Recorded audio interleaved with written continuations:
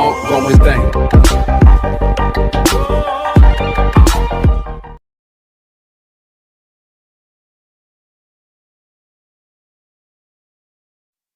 Visual ഡേറ്റയുമായി ബന്ധപ്പെട്ട ഒരു ചോദ്യമാണ്. ഇവിടെ കുറച്ച് ന്യൂസ് ഹെഡ്ലൈൻസ് ആണ് തന്നിരിക്കുന്നത്. അപ്പോൾ ഈ ന്യൂസ് ഹെഡ്ലൈൻസ് വായിച്ചതിന് ശേഷം അതിന് താഴെയുള്ള ചോദ്യങ്ങളുടെ ഉത്തരം എഴുതുക. ഒന്നാമത്തെ headline, COVID-19 vaccine will be available from 2021 January onwards. AIIMS doctors. 2 cops die in Chennai road mishap.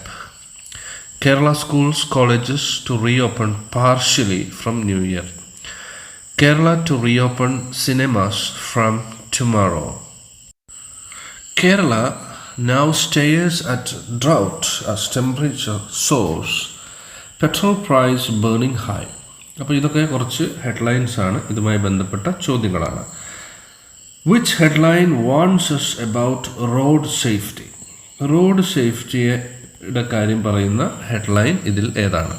അപ്പോൾ ഇവിടെ രണ്ടാമത്തെ news headline, 2 cops die in Chennai road mishap.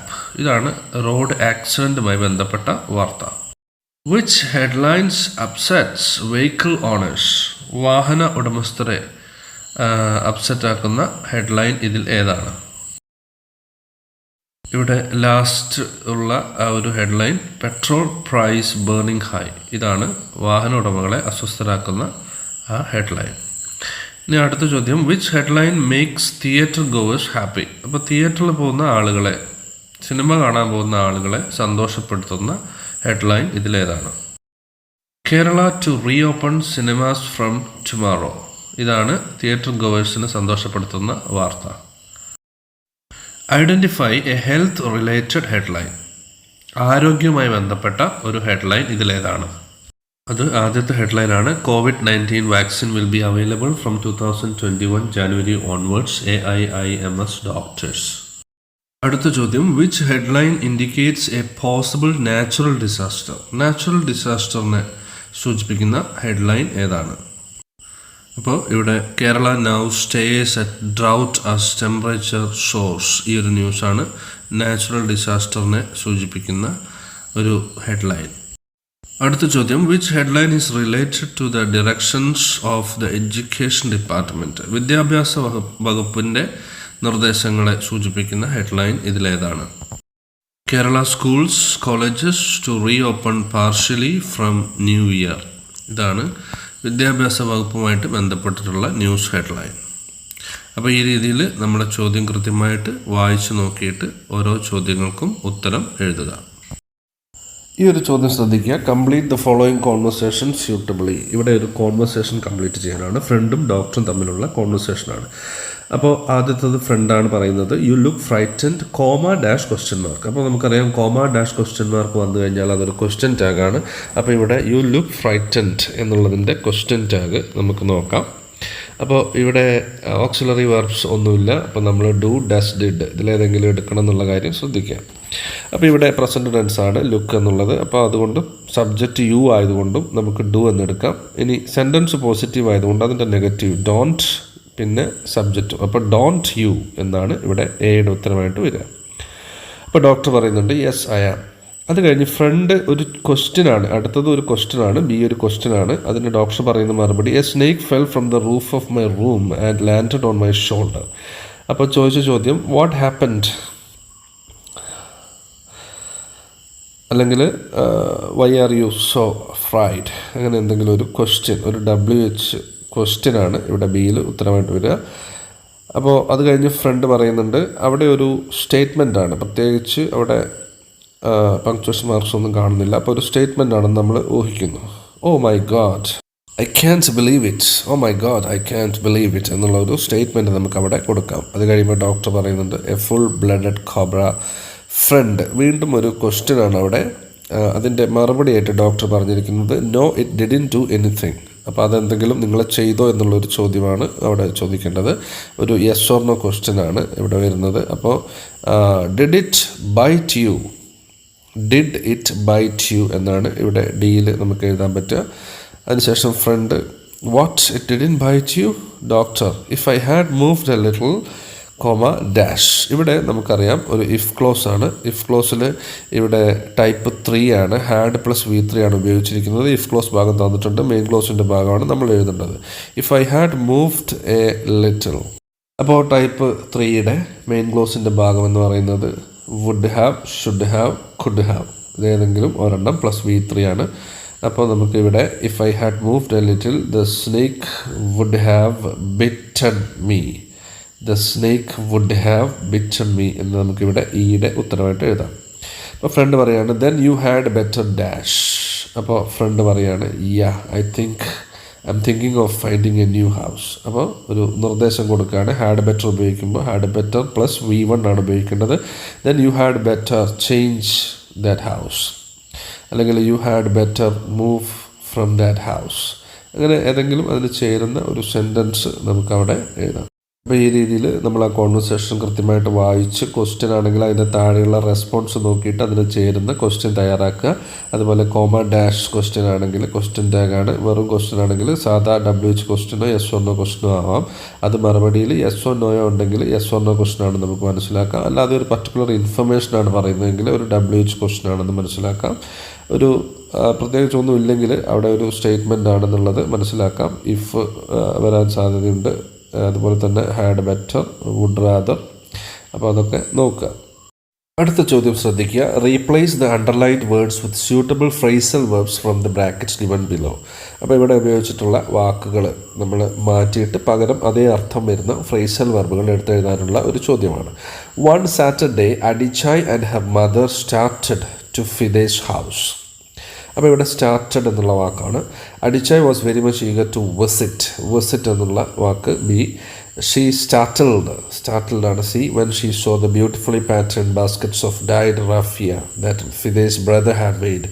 അഡിച്ചായ് couldn't understand എന്നുള്ളതാണ് അടുത്ത word. How his brother could make such a wonderful basket. The single story that she had heard about them was there poverty. She decided എന്നുള്ളതാണ്. അപ്പോൾ നമുക്ക് ഇവിടെ ബ്രാക്കറ്റിലുള്ള phrasal വെർബുകൾ ഏതൊക്കെയാണെന്ന് നോക്കാം. Call on എന്ന് വെച്ചാൽ സന്ദർശിക്കുക. മെയ്ഡ് അപ്പ് ഹെർ മൈൻഡ്, ഒരു കാര്യം തീരുമാനിക്കുക. മേക്ക് ഔട്ട്, മനസ്സിലാക്കുക. സെറ്റ് ഔട്ട്, ഒരു യാത്ര പുറപ്പെടുക. അതുപോലെ ടേക്കൺ എ ബാക്ക്, ഷോക്ക്ഡ് ആവുക, സർപ്രൈസ്ഡ് ആവുക എന്നൊക്കെയുള്ള അർത്ഥത്തിലാണ്. എ സ്റ്റാർട്ടഡ് ആണ്. സ്റ്റാർട്ടഡ് എ ജേർണി എന്ന അർത്ഥം വരുന്ന ഫ്രേസൽ വെർബ് സെറ്റ് ഔട്ടാണ്. ഇപ്പോൾ സെറ്റ് ഔട്ടാണ് എ. ഇനി ബി വിസിറ്റ് എന്നുള്ള അർത്ഥത്തിലാണ്. അത് നമുക്ക് അതേ അർത്ഥം വരുന്ന ഫ്രേസൽ വെർബ് കോൾ ഓൺ എന്നാണ്. അപ്പം ബി കോൾ ഓൺ എന്ന് എഴുതാം. സ്റ്റാർട്ടിൽഡ് എന്ന അർത്ഥം വരുന്ന ഫ്രേസൽ വെർബ് ഇവിടെ ടേക്കൺ എ ബാക്ക് എന്നുള്ളതാണ്. അതുപോലെ ഡി അണ്ടർസ്റ്റാൻഡ്, മേക്ക് ഔട്ടാണ് ഡി വരുന്നത്. E decided, made up her mind. അടുത്ത ചോദ്യം നോക്കാം. There are certain errors in the passage given below, they are underlined, edit dum. അപ്പോൾ ഇത് എഡിറ്റ് ചെയ്യാനുള്ള ഒരു 5 മാർക്കിൻ്റെ ചോദ്യമാണ്. അപ്പോൾ ഈ പാരഗ്രാഫിൽ കൊടുത്തിട്ടുള്ള മിസ്റ്റേക്സ് അതവിടെ ABCDE എന്ന് പറഞ്ഞ് എഴുതിയിട്ടുണ്ട്. അപ്പോൾ അത് എന്താണെന്നുള്ളത് നമുക്ക് നോക്കാം. If the wire was enough thin എന്നാണ് ആദ്യത്തിൽ പറഞ്ഞിരിക്കുന്നത്. അവിടെ വേർഡ് ഓർഡറിൻ്റെ ഒരു പ്രശ്നമാണ് വരുന്നത്. നമ്മളെപ്പോഴും തിൻ ഇനഫ് എന്നാണ് പറയുക, ഇനഫ് തിൻ എന്ന് പറയാറില്ല. If the wire was thin enough. അപ്പോൾ എ എന്നുള്ളത് വേർഡ് ഓർഡർ കറക്റ്റ് ചെയ്യുക, തിൻ ഇനഫ് എന്നാക്കി എഴുതുക. Perhaps it would remain invisible to camera but it was likely that the hairs on the tiger's neck. ഇവിടെ ബിയിൽ വരുന്ന പ്രശ്നം എന്താണെന്ന് വെച്ചാൽ ദ ഹെയർ എന്നാണ് നമ്മൾ എഴുതുക, ഹെയർസ് അല്ല, ഹെയർ ആണ്. HAIR എന്നുള്ളത് ഉപയോഗിക്കുക. ഓൺ ദ ടൈഗേഴ്സ് നെക്ക്, ടൈഗറിൻ്റെ കഴുത്ത് എന്നുള്ള അർത്ഥത്തിൽ ടൈഗർ അപ്പോസ്ട്രോഫി എസ് ആണ് വേണ്ടത്, ടൈഗേഴ്സ് അല്ല, അത് ബഹുവചനമാണ്. ടൈഗേഴ്സ് എന്ന് പറഞ്ഞാൽ കടുവകൾ എന്നുള്ള അർത്ഥത്തിൽ അതിൻ്റെ ബഹുവചനമാണ്. എന്നാൽ ടൈഗർ എന്ന് എഴുതിയിട്ട് അപ്പോസ്ട്രോഫി ഇട്ടതിന് ശേഷം എസ് എഴുതിയ ടൈഗറിൻ്റെ പൊസിഷനാണ് കാണിക്കുന്നത്. അപ്പോൾ ടൈഗേഴ്സ് നെക്ക് എന്നുള്ളതാണ് ഇവിടെ വേണ്ടത്, ടൈഗർ അപ്പോസ്ട്രോഫി എസ്. അപ്പോൾ B hair, C tiger apostrophe S would be flattened by the wire. Who would give the whole thing away. അപ്പോൾ ഇവിടെ ഹൂ റിലേറ്റീവ് പ്രോനൗൺ. ഹൂ സാധാരണ നമ്മൾ മനുഷ്യന്മാരുടെ കാര്യം പറയാൻ വേണ്ടി ഉപയോഗിക്കുന്ന റിലേറ്റീവ് പ്രോനൗൺ ആണ്.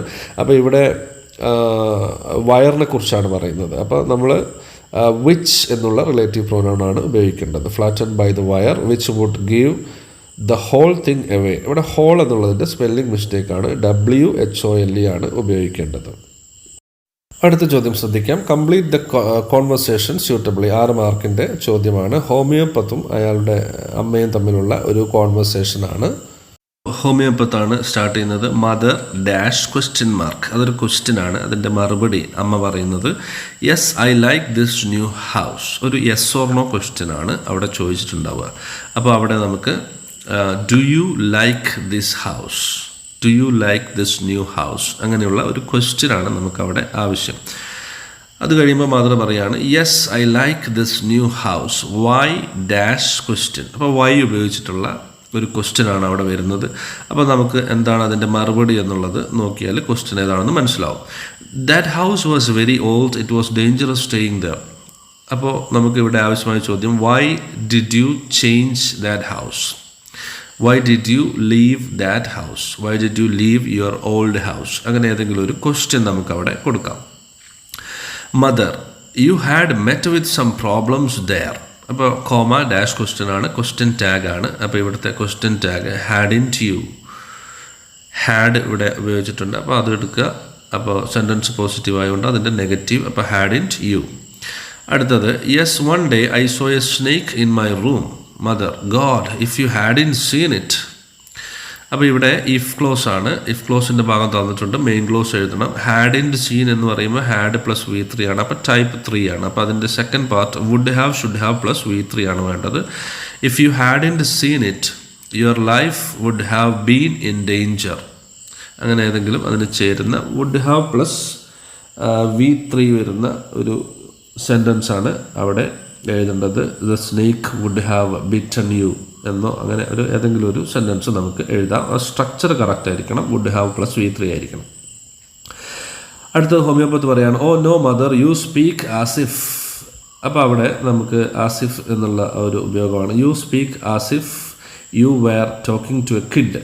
ഒരു കുട്ടിയോട് സംസാരിക്കുന്നത് പോലെയാണ് നിങ്ങൾ സംസാരിക്കുന്നത്. അപ്പോൾ അവിടെ പാസ്റ്റ് ടെൻസ് ഉപയോഗിക്കുക. You speak as if you were talking to a kid or a small child.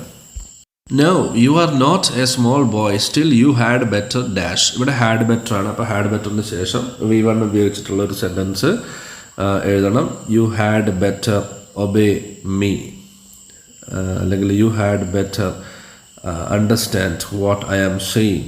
അങ്ങനെ എന്തെങ്കിലും ഒരു പ്രസൻറ്റ് ടെൻസിലുള്ള ഹാഡ് ബെറ്ററിന് ശേഷം ഒരു V1 ഉപയോഗിച്ചുകൊണ്ടുള്ള ഒരു സെൻറ്റൻസ് എഴുതാം. അടുത്ത ചോദ്യം ശ്രദ്ധിക്കുക. എഡിറ്റ് ചെയ്യാനുള്ള ഒരു പാരഗ്രാഫാണ്. 5 മാർക്കിൻ്റെ ചോദ്യമാണ്. There was the pause. അപ്പോൾ ഇവിടെ ആർട്ടിക്കിളിൻ്റെ യൂസേജ് ആണ്. അത് കറക്റ്റ് അല്ല. ദ എന്ന് നമ്മൾ ഓൾറെഡി പറഞ്ഞിട്ടുള്ള ഒരു കാര്യത്തെക്കുറിച്ച് പറയാനാണ് ഉപയോഗിക്കുക. അപ്പോൾ ഇവിടെ there was a pause. A എന്ന് ഉപയോഗിച്ചാൽ മതിയാവും. There was a pause. The three of us, the sergeant, the landlady and me, as the sole witness for the near tragedy. അപ്പോൾ for അല്ല അവിടെ ഉപയോഗിക്കേണ്ട preposition of the near tragedy എന്നാണ്. അപ്പോൾ for അല്ല of ആണ് അവിടെ ഉപയോഗിക്കേണ്ടത്. Had the same unspoken thought on our minds. On our mind അല്ല അവിടെ in our minds. Unspoken thought in our minds. We decided from, അവിടെ from എന്നുള്ള പ്രൊപ്പോസിഷൻ അല്ല ഉപയോഗിക്കേണ്ടത്. We decided to give the young man an fresh start എന്ന് പറയില്ല. An ഉപയോഗിക്കുന്നത് vowel സൗണ്ടിന് മുൻപ് ഉള്ള വാക്കുകൾ നൗൺസിനാണ് നമ്മൾ ആൻ ഉപയോഗിക്കുക. അപ്പോൾ ഇവിടെ ഫ്രഷ് എന്നുള്ളത് എഫിൽ സ്റ്റാർട്ട് ചെയ്യുന്ന ഒരു വേർഡാണ്. അപ്പോൾ അതുകൊണ്ട് എ ആണ് ഇവിടെ ഉപയോഗിക്കേണ്ട correct article. Give the young man A fresh start. ഇനി അടുത്ത ചോദ്യം ശ്രദ്ധിക്കുക. ഒരു വിഷ്വൽ ഡേറ്റയാണ്. ഇവിടെ കുറച്ച് ഫിലിംസിൻ്റെ പേര്, അത് റിലീസായ വർഷം, അത് പ്രൊഡ്യൂസ് ചെയ്ത പ്രൊഡക്ഷൻ കമ്പനിയുടെ പേര്, അതുപോലെ അതിൽ അഭിനയിച്ചിരിക്കുന്ന മെയിൻ ആക്ടറുടെ പേര് അടങ്ങിയ ഒരു വിവരമാണ് നമുക്കിവിടെ തന്നിരിക്കുന്നത്. ഇനി ചോദ്യങ്ങൾ ഓരോന്ന് വായിച്ചു നോക്കാം. Which production house has launched the movie lost horizon. Lost horizon എന്നുള്ള മൂവി പ്രൊഡ്യൂസ് ചെയ്തിരിക്കുന്നത് ഏത് കമ്പനിയാണെന്നാണ് ചോദിച്ചത്. അപ്പം നമ്മൾ ആ രണ്ടാമത്തെ കള്ളി ലോസ്റ്റ് ഹൊറൈസണിൻ്റെ ആ ഒരു പ്രൊഡക്ഷൻ കമ്പനി നോക്കുക. അപ്പം നമുക്ക് മനസ്സിലാവും കൊളംബിയ ആണ് അതിൻ്റെ ഉത്തരം. Who is the lead actor of the movie Roman Holiday. Roman ഹോളിഡേയിലെ മെയിൻ ആക്ടർ ആരാണെന്നാണ് ചോദിച്ചിരിക്കുന്നത്. അപ്പോൾ നമ്മൾ റോമൻ ഹോളിഡേ എന്നുള്ളതിൻ്റെ ആ ഒരു കള്ളി നോക്കുക. അപ്പോൾ നമുക്ക് കാണാം ജോർജ് സ്റ്റിബൻസ് ആണ് അതിലെ ലീഡിങ് ആക്ടർ. അടുത്ത ചോദ്യം. Which movie are to the credit of Warner Brothers. Which movies ആണ് ഈ ചോദ്യം ശ്രദ്ധിക്കുക. ഇവിടെ വിച്ച് മൂവീസ് എന്നാണ് ചോദിച്ചിരിക്കുന്നത്. അപ്പോൾ വാർണർ ബ്രദേഴ്സിൻ്റെ ക്രെഡിറ്റിലുള്ള മൂവീസ് ഏതൊക്കെയാണ്? അപ്പോൾ ഇവിടെ നമ്മൾ നോക്കുന്ന സമയത്ത് മൂന്നാമത്തെ കള്ളിയിൽ 2 സിനിമകൾ വാർണർ ബ്രദേഴ്സ് പ്രൊഡക്ഷൻ നടത്തിയതാണ്. അപ്പോൾ ആ രണ്ടും എഴുതണം എന്നുള്ള കാര്യം ശ്രദ്ധിക്കുക. അപ്പോൾ ഏതൊക്കെയാണ് ആ മൂവീസ്? ഒന്ന് ഹിയർ കംസ് ദ നേവി, അതുപോലെ തന്നെ 1 Foot in Heaven. ഈ 2 മൂവീസാണ്. അടുത്ത ചോദ്യം, which movie was made in the year 1948 among the above? 1948 നിർമ്മിച്ച മൂവി ഏതാണ്? അപ്പോൾ നമ്മൾ ആ ഇയറിൻ്റെ ലിസ്റ്റ് നോക്കുക. 1948 വരുന്നത് ദ സ്നേക്ക് പിറ്റ് എന്നുള്ള മൂവിയാണ്. അപ്പോൾ മൂവിയുടെ പേരാണ് ചോദിച്ചിരിക്കുന്നത്. Which movie was made in the year 1948? അപ്പോൾ correct answer the snake pit. അടുത്ത ചോദ്യം, name the movie in which H&B Wallis acted. H&B Wallis act ചെയ്ത സിനിമയുടെ പേരാണ് ചോദിച്ചിരിക്കുന്നത്. അപ്പോൾ ആക്ടേഴ്സിൻ്റെ കോളത്തിൽ നമുക്ക് H&B വാലിസ് നോക്കാം. അപ്പോൾ സിനിമയുടെ പേര് നമുക്ക് കിട്ടി 1 Foot in Heaven.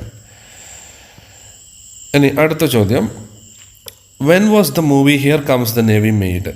ഈ സിനിമ ഉണ്ടായ വർഷം ഏതാണ്?